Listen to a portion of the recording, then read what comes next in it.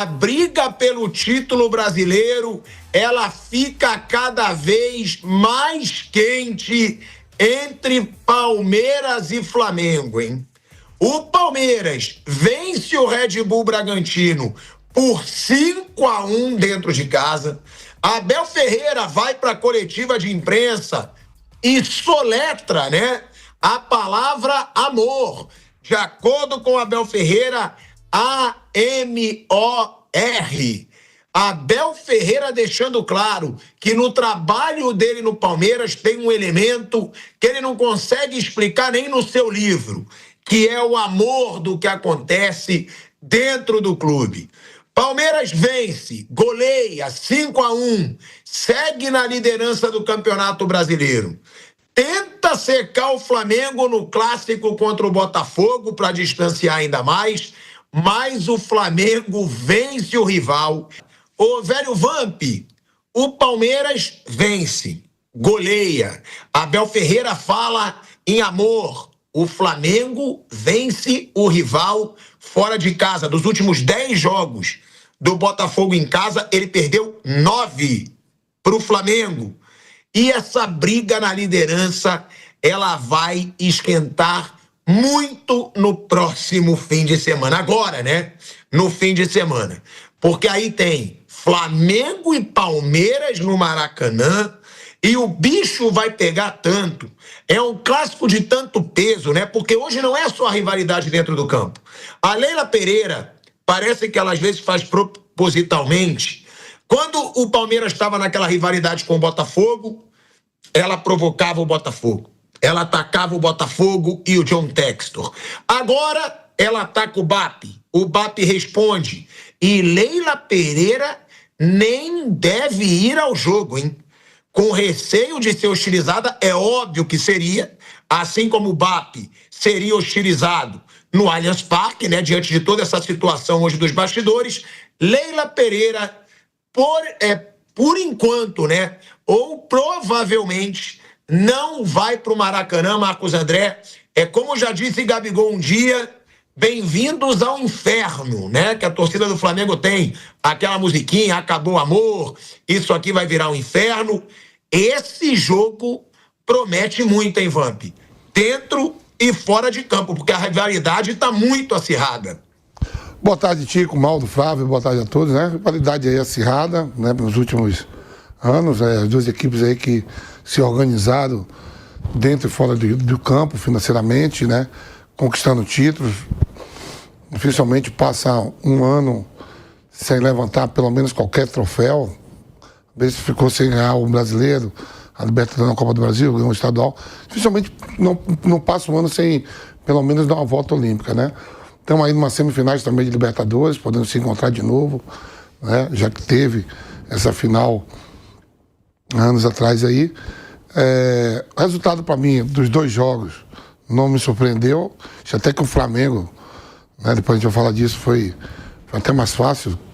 O Palmeiras ainda deu uma polêmica, virou o jogo com goleado, o Abel discutindo a arbitragem com o Kraus, falando até do Mundial Sub-20, né, que o Marrocos está na final. O Flávio ontem ressaltou, estava vendo ontem Marrocos e França, depois botei no jogo do Palmeiras, e simultaneamente ali com o jogo do Flamengo, e depois vim fazer o jogo do Corinthians. Não foi pênalti, no Mundial Sub-20 igual, não deu. O Mundial Sub-20 é uma coisa. O Palmeiras ganhou, virou o jogo, mas uma virada, ganhou bem. Vitor Roque de novo jogando bem, o Flaco Lopes, que tinha atuado um dia antes pela seleção da Argentina, entra, faz seu gol também. Quer dizer, assim, o Palmeiras que goleou o Bragantino, que nos últimos tempos, dentro do Aliança, o Palmeiras sempre vem ganhando. É quase a proporção de número de vitórias dentro do seu estádio que o Palmeiras joga. O Mauro, é difícil, né, chegar assim os dois num jogo que não vai decidir o campeonato, obviamente, mas eles chegam bem, os dois chegam com goleados, com resultados positivos, convincentes, depois de uma pausa, né, de data FIFA. Acho que é um momento raro que a gente tem no futebol nos últimos tempos. Sempre um ou outro tá pior, tem alguma dificuldade. Acho que dessa vez os dois chegam de uma maneira bacana, dá para sair um jogo legal. Pelo menos tem tudo indica, né? Tudo indica. Eu espero, sinceramente, que o Palmeiras não tenha aquele comportamento que teve na Copa do Brasil no ano passado, quando jogou com o Flamengo no Rio, não deu nenhum chute no gol. Perdeu por 2-0 e ganhou por 1-0 aqui, foi eliminado. Que o Flamengo vai atacar é óbvio, né? No Maracanã já seria natural, precisando vencer mais ainda. Então, se o Palmeiras fizer um jogo compatível com o elenco que tem, com a forma como vem se apresentando, um time agressivo, aí tem tudo para ser um jogo bem interessante. Eu falo isso porque, por exemplo, contra o River Plate, o Palmeiras fez no primeiro tempo total domínio. No segundo tempo teve 24% de posse de bola, se trancou, ficou esperando o River e tomou até um gol. Que nem merecia tomar, o River não jogou nada, mas fica tanto tempo ali rondando a área, a bola bateu em alguém, entrou, e aí chegou vivo aqui o time argentino. Poderia ter eliminado já o River Plate lá, se conseguisse manter o ritmo no segundo tempo. Então, assim, alguns jogos o Palmeiras tem esse comportamento. Fora de casa, ano passado foi assim. Esse ano, eu acho que é mais difícil com esse time, porque esse time tem um outro perfil, né? Um time mais criativo, mais talentoso e mais ofensivo. Se o Palmeiras fizer um jogo, não digo que ele vai se mandar para o ataque loucamente, não se trata disso. Mas se fizer um jogo também ousado, tem tudo para ser uma grande partida. E realmente não decide nada, né? É claro que se o Palmeiras vencer, ele abre uma vantagem considerável, mas ainda vão faltar 30 pontos a serem disputados. Claro. E se empatar, mesma coisa, continua. E o próximo jogo dele é com o Cruzeiro, né? E o Flamengo joga com o Fortaleza. E esses jogos são entre as partidas da Libertadores. O Palmeiras vai jogar com a LDU em Quito, pega o Cruzeiro aqui em São Paulo, depois recebe a LDU. O Flamengo joga com o Racing no Rio, vai até Fortaleza, jogar contra o Fortaleza e depois vai para a Argentina. Para esse jogo de domingo, sabe que as duas equipes vão com os times titulares mesmo, porque tem jogo na semana de semifinal de... Vão. Por isso que eu estou falando. Porque cabeça pro título. E teve um descanso agora, né? Tirando os caras que jogaram, né? Que pelas seleções, os jogadores ficaram aí... 10 dias. É a melhor justificativa para segurar ninguém, né, Mauro? Esse é o jogo, né? Sim. Esse é o jogo. A grande questão é assim, vai ser lá na frente o Palmeiras e o Flamengo, dependendo dos resultados do jogo de ida, né? Pela Libertadores. Aí eles vão ter que pensar no que fazer, porque vão ser o jogo com o Cruzeiro aqui em São Paulo, com Fortaleza lá em Fortaleza, eles vão ser entre os jogos da Libertadores. Então, dependendo do que eles fizeram no primeiro jogo, aí pode ter mudanças para o jogo seguinte pelo brasileiro, preocupado com a volta, porque aí você não pode arriscar mais, você não pode ser eliminado. E você vê que está tudo tão equilibrado assim, até olha só como é. Por exemplo, o Flamengo, que a gente está falando, está em casa, né? Você falou isso ontem. Está em casa. O Palmeiras vai ter que ir no Rio e depois ir para Guayaquil, que dá quase 4 horas. Vou fretar Quito, quase 4 horas de voo. Na semana seguinte, o Flamengo vai ter que ir a Fortaleza, que dá em torno de 3 horas e meia, e o Palmeiras fica em São Paulo. Sim, depois vai para a Argentina. Você vê que está tudo quase tudo muito igual. Sim. O Flamengo tem um deslocamento maior depois, porque ele vai a Fortaleza e vai à Argentina, né? O Palmeiras vai a Quito, mas depois fica em São Paulo. E depois tem muito jogo, né? O Palmeiras joga 2 vezes com o Santos, que ontem venceu o Corinthians, o Palmeiras vai jogar com o Atlético Mineiro, o Flamengo também, o Palmeiras pega o Grêmio também, tem o Cruzeiro, o Flamengo tem o Fluminense, o Palmeiras tem o Fluminense, tem muito jogo. Esse domingo não decide rigorosamente nada. Evidente que se o Palmeiras vencer, ele faz 6 pontos de vantagem e tem uma vantagem muito grande. Mas com 30 pontos de disputa... Mas se criou expectativa para a gente ver um grande jogo, né? Eu acho que o importante é isso, que seja um jogo legal, porque é isso que a gente precisa. Depois de tanta arbitragem ruim, né? Pelo menos que os times façam algo... Pelo amor de Deus, que os árbitros que o árbitro, seja ele quem for, não atrapalhe o jogo. Porque tá difícil, hein? Tá muito difícil. O negócio tá bem complicado. E esse árbitro que for apitar Flamengo e Palmeiras vai entrar muito pressionado, né? Mas é aquilo também, meu amigo. Se a gente pressiona jogador, tem que pressionar árbitro. O árbitro bom, ele não pode sentir a pressão. Eu espero que a CBF, com toda a sua incompetência, escale o melhor que ela pode. Né? Eu sei que é difícil achar o melhor. A arbitragem hoje no Brasil, ela é um lixo e a gente não tem que esconder isso. É impressionante a sequência desse Palmeiras, gente. O Palmeiras passa de 80% de aproveitamento depois do Mundial, né, no Campeonato Brasileiro. E o Palmeiras, ele chega, que a gente vai falar do Flamengo também, que vence o Botafogo fora de casa, Felipe Luiz cheio de personalidade na coletiva. Só que o Palmeiras, ele vai pro Maracanã numa fase que ele tem uma sequência que chega a ser bizarra, né, Flávio Prado? De 7 jogos seguidos, fazendo pelo menos 3 gols dentro de casa. São 7 jogos seguidos que dentro de casa o Palmeiras faz pelo menos 3 gols. O Palmeiras vem goleando dentro de casa, faz gol, continua atacando. Na minha opinião, Flávio, eu vou perguntar para todos vocês, de bola, é a melhor fase do Palmeiras nos últimos anos. Que o Palmeiras vem jogando, vem convencendo, vem fazendo gol. É um time equilibrado. É um time que realmente vai crescendo no momento mais importante, Flávio.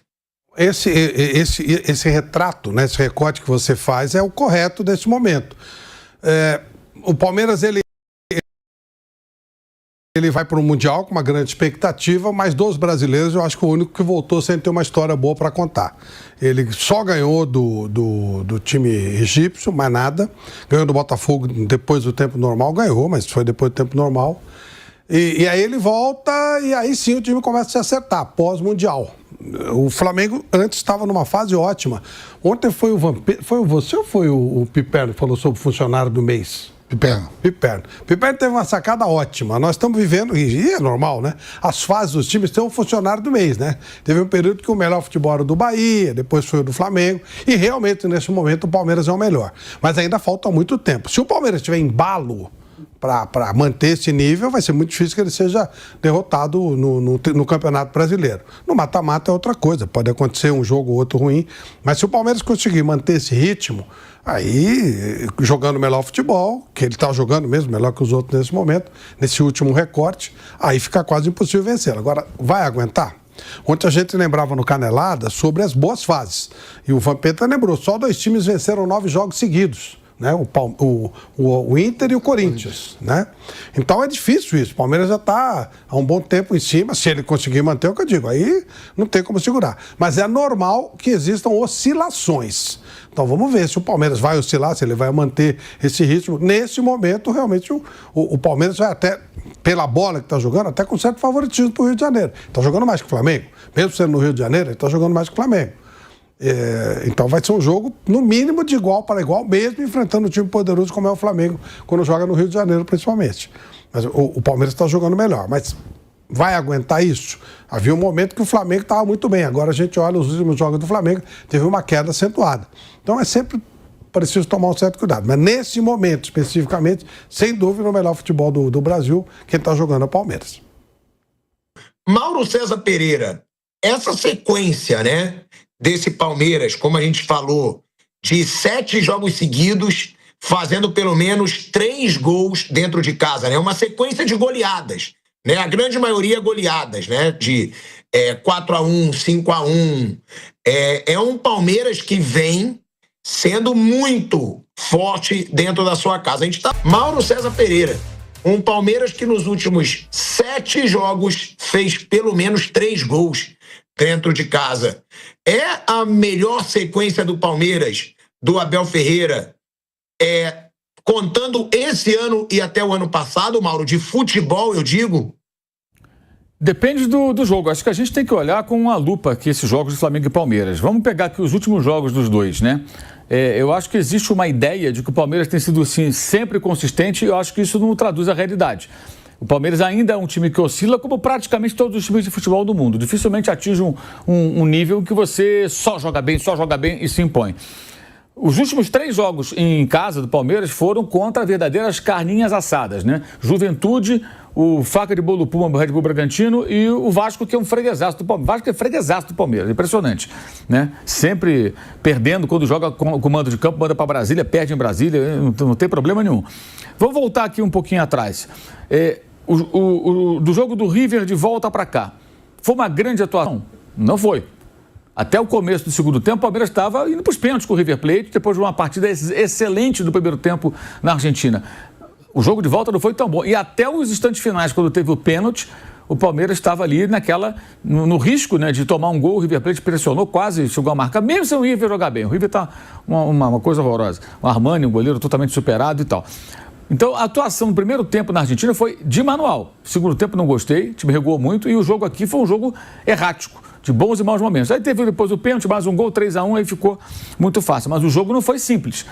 Aí ele pega o Bahia, perdeu jogando mal. Aí pega o Vasco, carne assada, saborosa, batatinha cozida, arrozinho, uma delícia, né? Ou uma bacalhoada, se quiser também. Aí, na sequência, São Paulo. Venceu o São Paulo por conta dos erros de arbitragem. Tomou 2 gols no primeiro tempo. No segundo tempo, teve um pênalti contra si não marcado, a não expulsão do Andrés Pereira, e aí teve uma virada sensacional. Mas dentro de um contexto em que não teria certamente virado se tivesse tomado um terceiro gol com um homem a menos. Ou seja, a arbitragem errou de forma